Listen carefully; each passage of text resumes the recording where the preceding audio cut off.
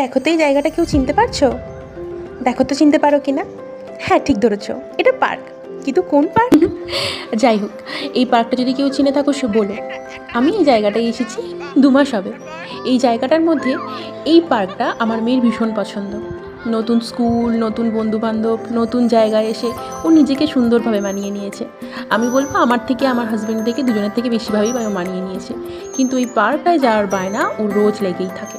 রোজ আমার নিয়ে যাওয়া সম্ভব হয় না, তাই মাঝে মাঝে ওর খুশি মুখটা দেখবো বলে আমি পার্কটায় নিয়ে যাই।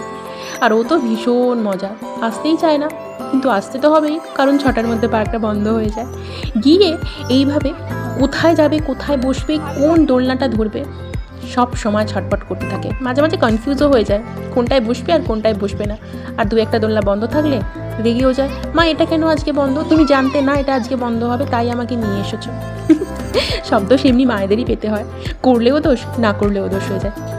তো মায়েরা তো বাচ্চাদের ভালোর কথা ভাববেই, তাই আমাকে রোজ নিয়ে যাই না, মাঝে মাঝে নিয়ে যাই, কারণ রোজ গেলে আবার অভ্যেস হয়ে যাবে। কিন্তু যেদিন যেদিন ও যায় সেদিনও এতটাই মজা করে এবং এতটাই আনন্দে থাকে যে আমারও দেখতে খুব ভালো লাগে। আর আমি এই ভিডিওগুলো তুলে রাখি, তাই ভাবলাম ভিডিওগুলো তোমাদের সাথেও শেয়ার করে নিই। আমার মেয়ের এই হাসির মুহূর্তগুলো, আনন্দের মুহূর্তগুলো যদি তোমাদের ভালো লাগে তাহলে লাইক, সাবস্ক্রাইব এবং শেয়ার অবশ্যই করো, পাশে থেকো। Thank you.